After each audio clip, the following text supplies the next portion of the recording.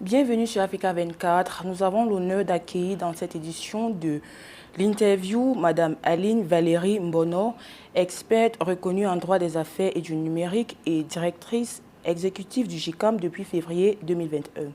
Madame Mbono, merci de nous rejoindre sur Africa 24. Merci. En tant que directrice exécutive du GICAM, quel bilan tirez-vous de votre participation à la première édition des rencontres économiques du Cameroun qui se sont tenues les 26 et 27 février 2025 à Yaoundé? Alors, merci. Peut-être que je vais reformuler. En tant que directrice exécutive du GICAM, qu'est-ce que je tire comme bilan de l'organisation de l'événement plutôt? Parce qu'il faut dire que c'est un événement, c'est une initiative du groupement des entreprises du Cameroun.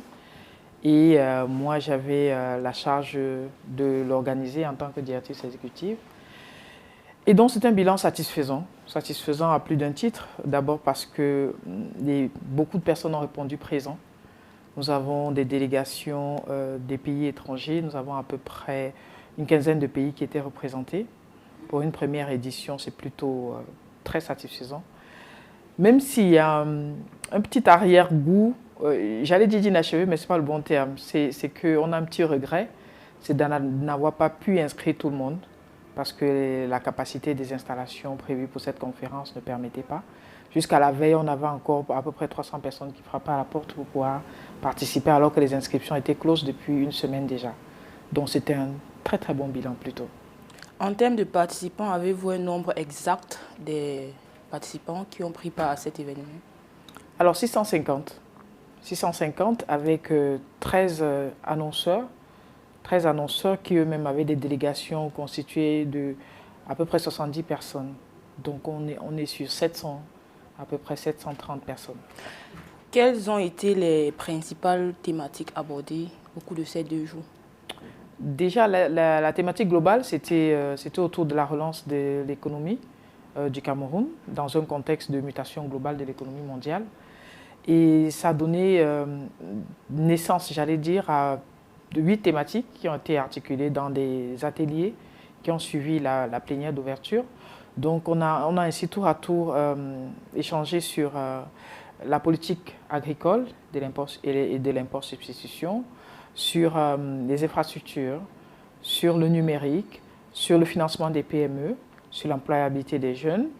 On a aussi parlé de l'énergie et de l'industrie et de la fiscalité, bien sûr, et enfin de la gouvernance. Donc on avait 8 ateliers autour de la thématique principale. Et au thème de cette première édition, que direz-vous de l'impact de l'événement à long terme?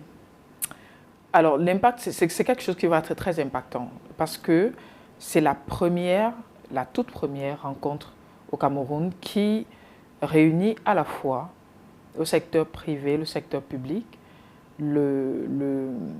la société civile, les travailleurs avec les employeurs, les partenaires, les institutions étrangères, les patronats étrangers pour partager l'expérience en ce qui concerne le dialogue public-privé dans leur pays, et les jeunes. Parce que n'oublions pas, peut-être on ne l'a pas assez vendu, la partie, j'allais dire, RSE de cet événement, c'était la masterclass qu'on a organisée sur 2 jours sur comment monter un business plan. Et c'était totalement gratuit et ouvert aux jeunes pour essayer d'encourager à notre façon tous ces jeunes-là qui voulaient se lancer dans l'entrepreneuriat. Et voilà, en leur offrant donc cette formation gratuite. En termes de chiffres, est-ce qu'il y a été des fonds mobilisés pour soutenir les entrepreneurs présents? Non, on n'avait pas ça comme objectif, c'est-à-dire de mobiliser des fonds pour soutenir des entrepreneurs. Ce qu'on avait comme objectif, c'était plutôt de voir comment est-ce qu'on pourra avoir des financements adaptés à chaque type d'entreprise, particulièrement les petites et moyennes entreprises. C'est connu, tout le monde sait qu'en Afrique, le secteur informel est très obèse et il est constitué en majorité d'entreprises informelles, d'entreprises qui ne sont pas inscrites, qui ne sont pas reconnues ni par les services de la douane, ni par les services des impôts, tout simplement parce que ces entreprises-là n'arrivent pas à véritablement s'installer, j'allais dire, au vu aussi de tout le monde, à cause des contraintes structurelles, notamment l'impôt qui n'est pas toujours adapté et le financement. Le financement, parce que malheureusement, nous sommes dans une région dans laquelle l'accès au financement est souvent conditionné par la garantie foncière. Et la garantie foncière dans un pays comme le Cameroun pose également une autre problématique, c'est que nous avons des textes qui sont vieux de 1974 et qui ne permettent donc pas à certaines catégories de personnes d'être les premiers titulaires d'un titre foncier sur un terrain non immatriculé. C'est-à-dire que, et ça semble un peu logique, hein, il fallait être né avant août 1974 pour prétendre être propriétaire d'un terrain. Or, si vous ne pouvez pas avoir un titre foncier, la majorité des entrepreneurs, c'est des jeunes qui ont moins de 30 ans. Si vous ne pouvez pas avoir un titre foncier, il vous est difficile d'obtenir un crédit parce que malheureusement, notre modèle économique des institutions financières de la sous-région est basé donc sur cette garantie-là. Donc, il était également question de voir comment est-ce qu'on peut avoir des modes de financement totalement innovatifs qui permettent donc de financer ces jeunes entrepreneurs qui se lancent dans l'industrie ou bien dans la recherche appliquée avec tous les outils d'IA que nous avons actuellement. Donc voilà, c'était également un des objectifs de ce forum. Nous allons sortir du contexte de cet événement pour parler du GICAM qui joue un rôle central dans le développement économique du Cameroun. Alors, quelles sont les initiatives récentes que vous avez mises en place pour soutenir la transformation numérique des entreprises camerounaises? Alors, déjà, c'est bien de rappeler c'est quoi le GICAM. Le GICAM, Groupement des entreprises du Cameroun, est la principale organisation des employeurs du Cameroun, avec plus de 1000 membres. Et puis, c'est une organisation qui regroupe à la fois des entreprises et des associations professionnelles. Nous avons ainsi des associations professionnelles des établissements de crédit, des pétroliers, des assureurs, des arconniers, et ainsi de suite, qui sont donc membres de... Ce qui fait que quand on compte les membres directs et les membres indirects, c'est plus d'1 millier de personnes. Donc, notre première mission, c'est de défendre les intérêts des membres dans leur globalité et pas d'un secteur particulier. C'est l'intérêt des membres de manière générale. Pour défendre les intérêts des membres, ça passe par un ensemble de choses. La première chose, c'est des propositions concrètes, c'est des plaidoyers. C'est-à-dire que quand on va dans un secteur précis, ça peut être l'hôtellerie, ça peut être le numérique, comme vous venez de dire, ou le secteur bancaire, ou encore le secteur de la meunerie. Quand on se rend compte qu'il y a des difficultés qui ne permettent pas le développement idoine de ce secteur ou efficient de ce secteur dans notre pays, on fait un ensemble de propositions sous forme de plaidoyer.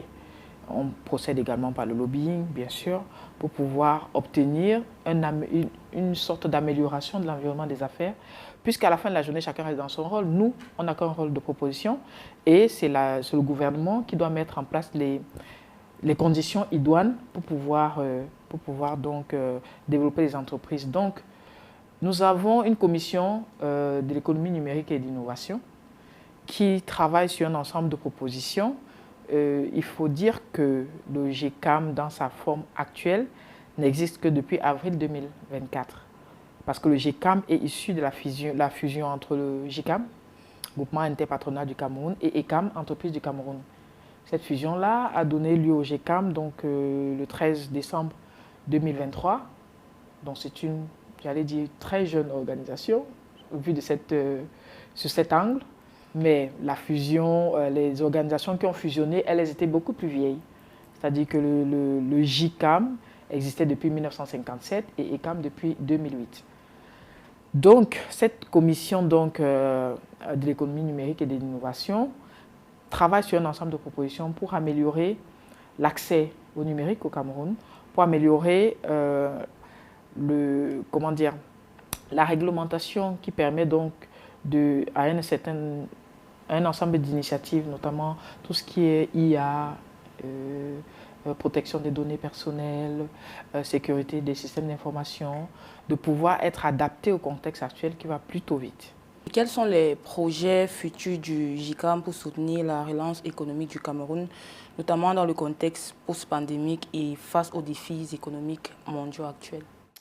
Alors, Bon, une fois de plus, on va peut-être essayer de remettre l'église au milieu du village. Le GECAM fait plus de propositions que de projets pour relancer le Cameroun. Ce que nous, on a pensé, c'est justement cette rencontre qui nous permet de réfléchir ensemble avec tous les acteurs sur comment véritablement on relance notre économie. Parce que jusque-là, on se contente d'être résilient, mais il faut partir de la résilience à l'accélération pour pouvoir justement atteindre cette émergence que le chef de l'État de ce pays envisage à l'horizon 2035.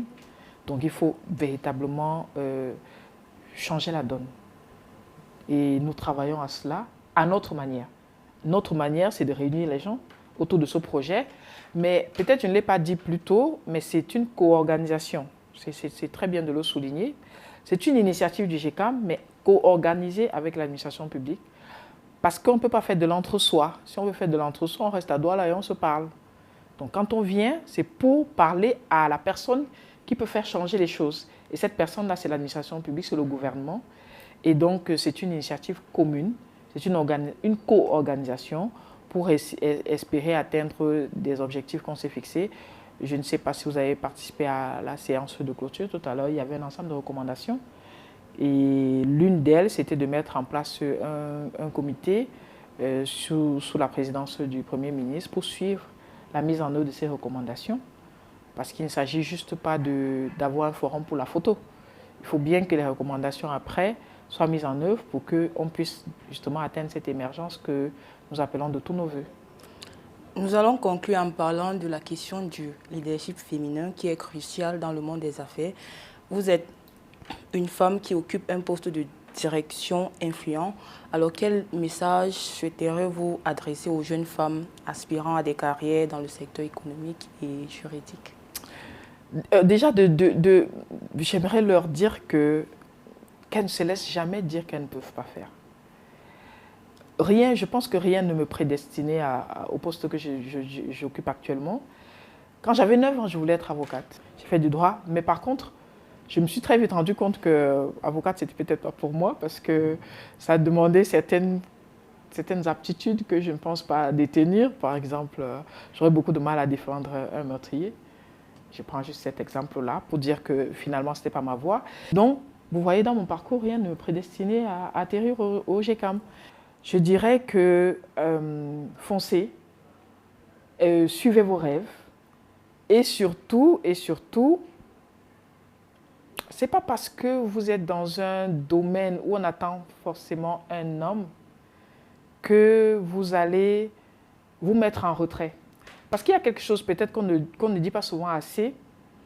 On fait beaucoup de promotion du leadership féminin, mais on oublie que, en général, beaucoup de femmes se mettent en retrait elles-mêmes. Ce n'est pas la société qui les met en retrait.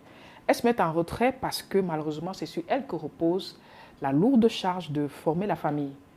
Donc, il est très difficile pour une femme à la fois d'éduquer les enfants, de leur donner une scolarisation satisfaisante, d'avoir peut-être un mari de s'en occuper, de s'occuper de sa famille nucléaire et après de poursuivre une certaine carrière.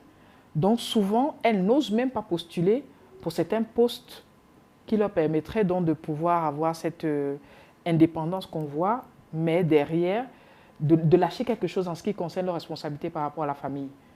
Donc, c'est difficile, certes, de faire les deux. Il ne faut pas que je vous raconte des histoires. C'est très, très, très contraignant. Il y a beaucoup de sacrifices derrière.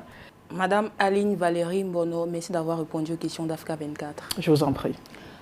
Merci d'avoir suivi cette édition de l'interview. L'information continue sur Africa 24.